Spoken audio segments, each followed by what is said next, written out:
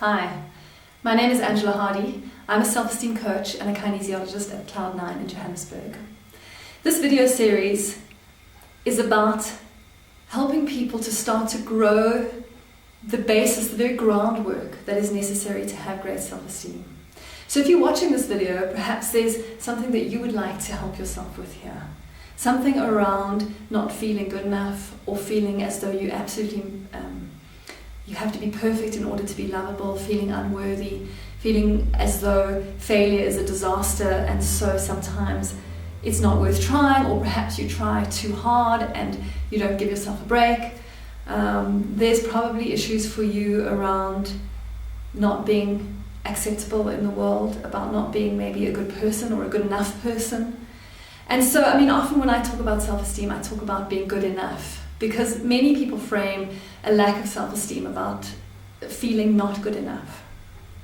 So what I'd really like is that this journey that you're taking with me right now can lay the groundwork for understanding what it takes to change the way you feel from not liking yourself, from feeling unworthy, from feeling as though nothing you do is good enough, from feeling unlovable, into a state where you can really see yourself clearly as a worthwhile, valuable human being who contributes to the world. And that is really about what goes on in your own brain. The conditioning that got you there, the experiences in your life that got you there, the relationships that got you there, that has created something within your own brain. And it's your own brain that really needs to be changed and shifted in order to feel like you belong in the world and that you have a sense of worth in the world. And so that's what this video series is about. If that's what you're looking for, you've come to the right place.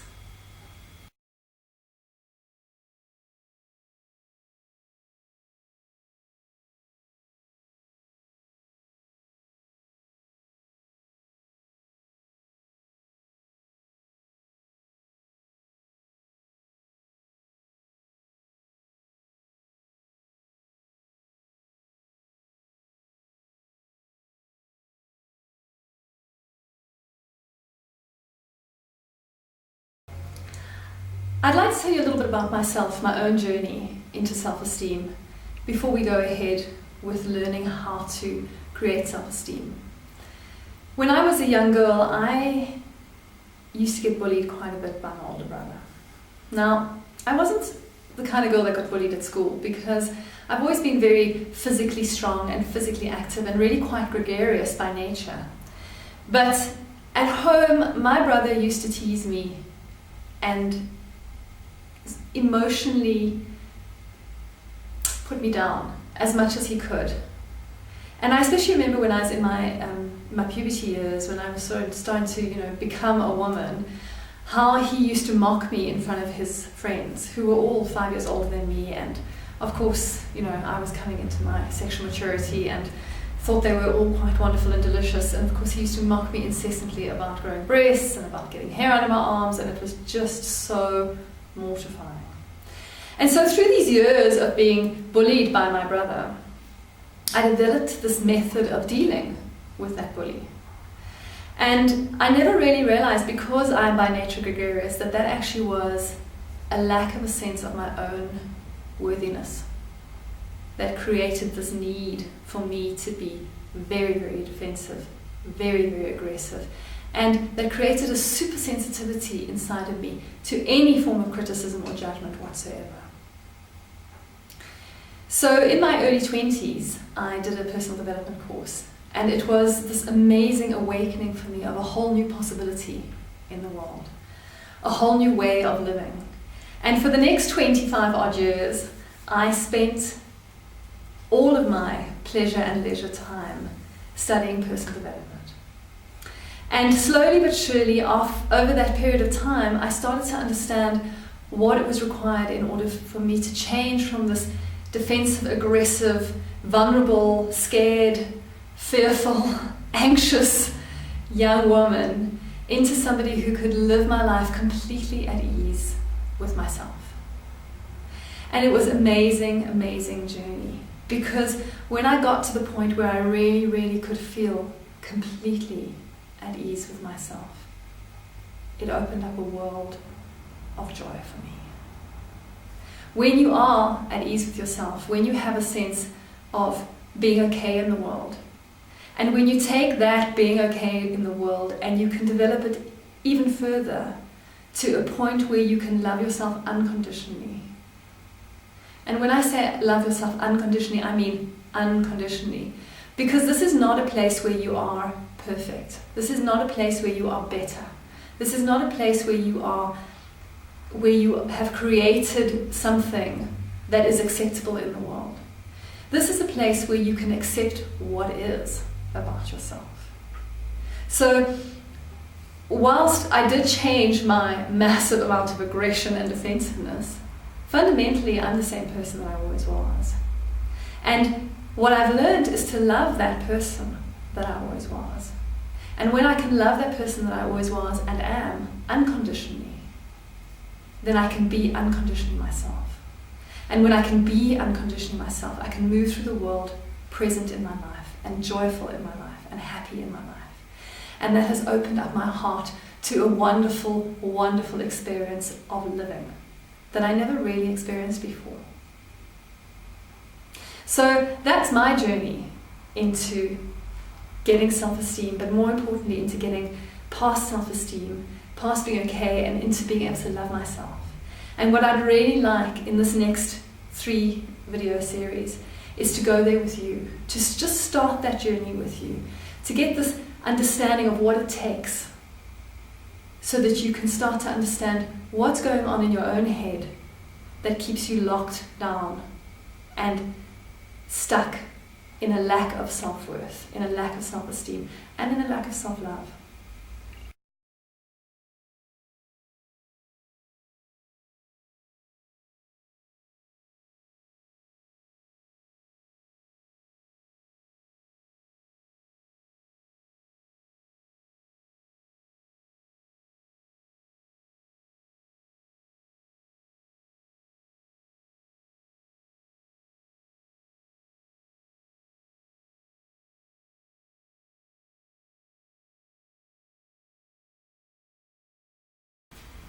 It's really useful to understand how the brain works in order to understand how it's possible to completely change the way that you feel about yourself. And so what it's useful to understand is that the brain is conditioned. It's taught, it becomes a habitual way of processing and doing things for just about every aspect of our lives. So if you were to think about, for instance, when you learned to ride a bicycle, at first it's very, very difficult to balance, to get the pedals, to steer, and to put all those things together until you ride a bicycle with absolute confidence and no problem at all. But once you're riding that bicycle with confidence, with no difficulty at all, it's very, very difficult to unlearn. In fact, probably impossible to unlearn riding the bike. They say once you know how to ride a bike, you'll ride a bike forever. And so this is what happens with the way that we think about ourselves as well. We are taught, we learn a process of thinking about ourselves, about the world, about where we stand in the world, about who we are in the world, about whether we're good enough, whether we're not good enough, whether we're good people, whether we're bad people. And we project this understanding onto the screen of our consciousness, the reality of our experience. And our brain is so convincing that we really know that reality to be true. We really believe what we see in that reality. But in fact, what's happening is that we have this habitual way of thinking and processing the information that comes into us, and then projecting that information onto the screen of our reality. And by doing that, we create an experience of our lives, and that experience then amounts to how we feel about ourselves, our self-worth, our self-confidence, etc. So where does this idea of who we are and what our self-worth come from? Well, there's a lot of sources for self-esteem and self-worth, or a low or a lack of self-esteem and self-worth in particular. It's got to do with how we were treated and how we are treated still as children or adults. It has to do with defining moments that we experience, bullying, accidents, embarrassments, things that we fail or succeed at. Those all imprint on our mind a picture of who we are, and they create a method of thinking about ourselves. It has to do with our physical appearance to some degree, or our perception of our physical appearance. If we are damaged in some way, it may affect the way that we feel about ourselves, if we're scarred or if we feel that we're ugly. It has to do with our culture. What does the culture that you're in teach you about yourself as an individual, whether you have value or worth in that culture? That's really important for self-esteem.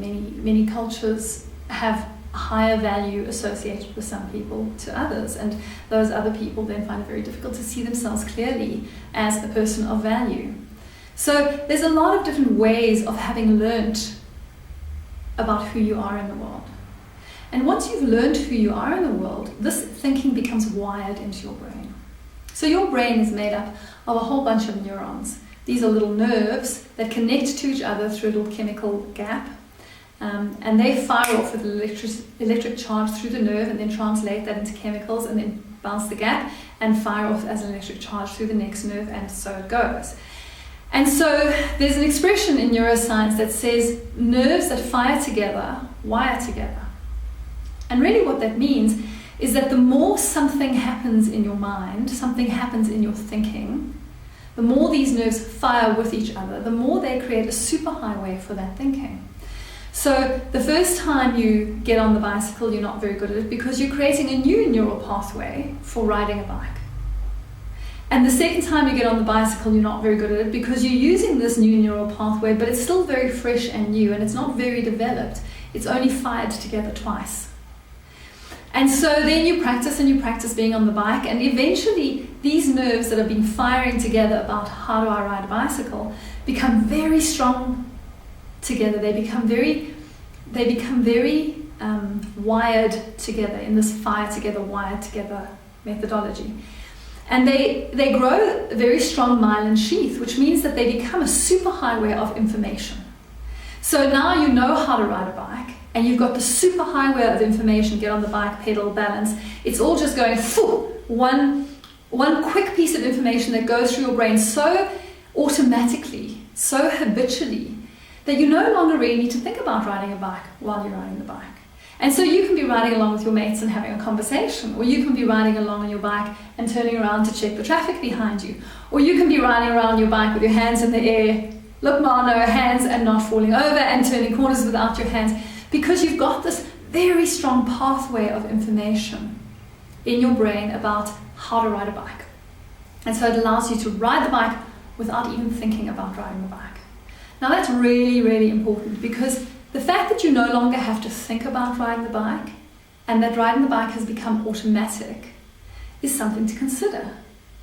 That is the same way that you process other information in your life. So when you process information about I have no confidence, or I am no good, or not good enough, that information is also fired together and wired together and become a habitual way of processing information, of thinking and projecting reality onto the screen of your consciousness. So it doesn't take any conscious consideration to think or to feel I'm not good enough, because that neural pathway has been fired so many times that it becomes automatic and habitual, just like being able to ride a bike becomes automatic and habitual. And we no longer consider that it's something that's actually been created or programmed and can be untrained or reprogrammed, more specifically, to be something else. So in order to create great self-esteem, we have to stop using that self-esteem highway that we've been using before, that super highway of information of I'm not good enough, I have no confidence, I'll never be acceptable, I cannot accept myself. And we have to start developing a super highway that supports self-esteem, a super highway of I can be good enough, I am good enough. So creating that super highway is then the job of creating great self-esteem. And just like we learnt it the first time, we can learn something different now. So you might have learnt to ride a bicycle, but that doesn't mean you can't also learn to drive a car or ride on a skateboard or go roller skating. The one does not exempt the other. And when you start firing the new pathway and start to leave off firing the old pathway of self-esteem, then you start to grow the superhighway of having great self-esteem and to no longer make use of that superhighway of low self-esteem. And so the superhighway of great self-esteem becomes the habitual way of thinking, the habitual way of processing information in your life, and the habitual way of being in your life. And so then you can develop this highway of great self-esteem into having confidence and to having acceptance and to having self-love and to being kind and gentle and considerate to yourself at all times. And when you do that, you develop this experience of life which is quite different, because the superhighway creates your experience of reality and your projection of what it is that you're experiencing onto the screen of your reality. So your whole life changes, your whole experience of reality changes when you change the superhighway of thought. And that is how the brain works to create thinking, to create experiences and reality. And that is what we have to change in order to change your level of self-esteem, self-acceptance, self-love. And that's what we're going to do.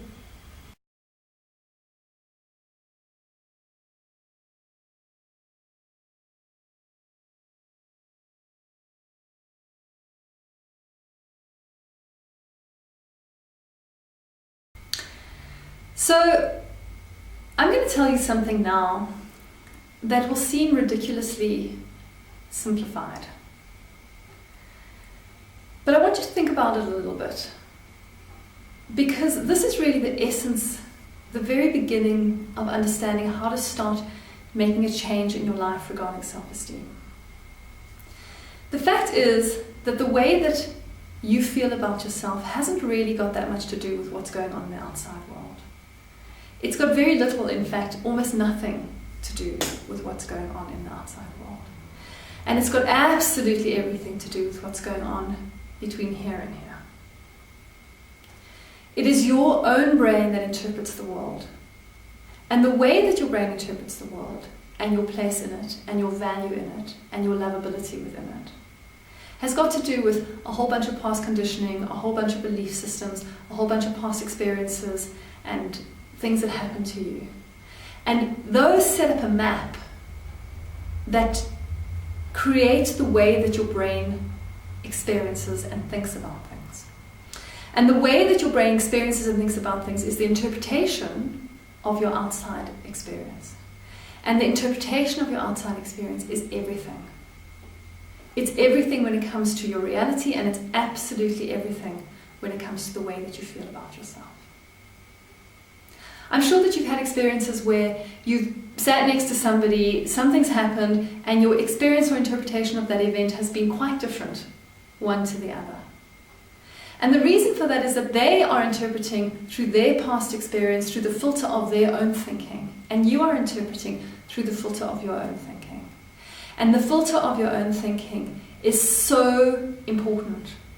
It is so big, because it's so effective in creating a reality for you that you don't question the truth of that reality.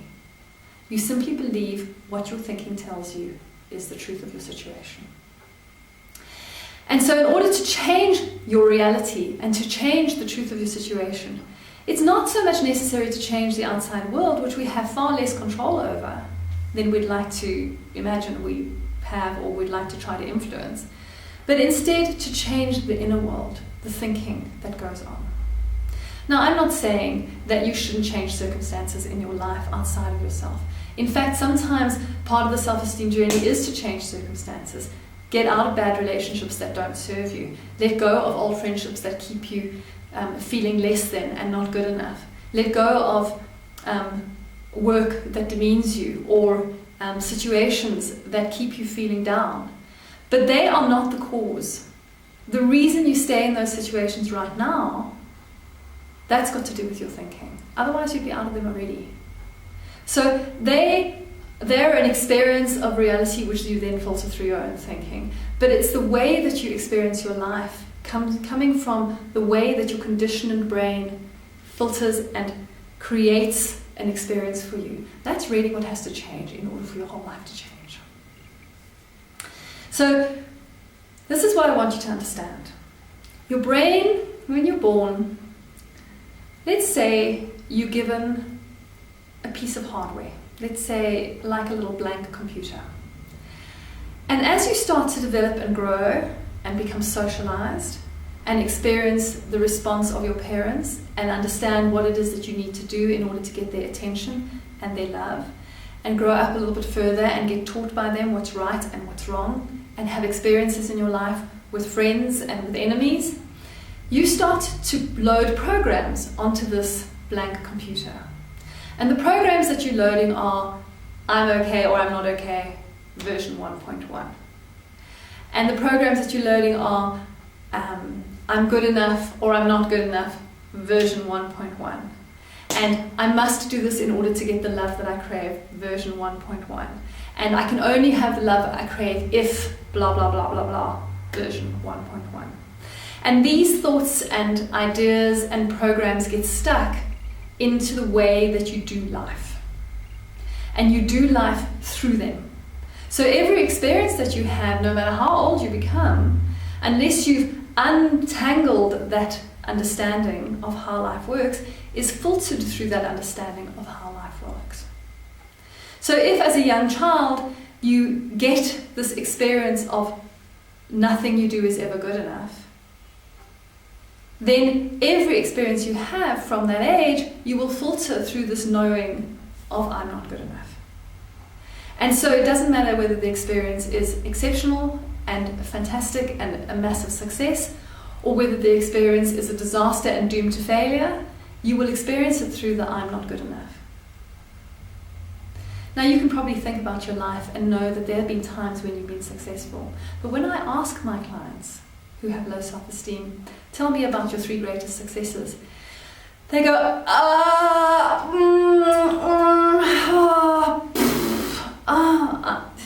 so hard. Because when those successes come in, if they're filtering through I'm not good enough, those successes are dismissed as unimportant or not really that great, or only because, it wasn't about me, something else happened and so I didn't really create it. And the failures, when I ask them, well, tell me about your 3 greatest failures, well, no, that's no problem. Boom, boom, boom. They know about failure. It's just, they can just rattle it off in no time at all. Why is that? Because when they're filtering through I'm not good enough, their brain is looking all the time for this proof of I'm not good enough. And every little failure that comes on, they hook into and they say, right, there you go, I'm not good enough. And another failure, oh, I'm not good enough. And another failure, I'm not good enough. And so they feel as though failure is a very, very painful experience because it's a proof and a feeling of I'm not good enough. I wonder if you've experienced this. When something happens that's wonderful in your life, it's dismissed. When you do something amazing, it's like, yeah, well, it was too easy, or I didn't really work that hard for it, or whatever the case may be. Or you recognize the success, but somehow that success is so short-lived in your experience of, oh, I am good, I am wonderful, and before you know it, you're slumping back into, I'm not good enough, I need to be more successful, I need to do better, I need to create more, I need to be richer, I need to be more recognized before I can be good enough. So this very, very simple thing that I'm trying to explain to you right now is that your concept of who you are in the world, whether you're worthy in the world, whether you're good enough in the world, whether anybody could love you or you could love yourself in the world, that resides in your own brain. And the way to fix the self-esteem problem is to learn to change the way that your brain functions. Now your brain is pretty plastic. It can be taught to function in a different way quite easily. And sometimes it takes a bit of practice, a bit of reminding for the brain to start getting into the habit of functioning in a new way. And sometimes when we work with kinesiology and we work with neurolinguistic programming, we can do it pretty quickly. But either way, it is possible to change the way that the brain works. And when you change the way that your brain works, you change everything. You change your entire experience of your life. You change your experience of every moment of every day. And so we're going to start talking about now some of the ways that the brain works that need to start being looked at and shifted.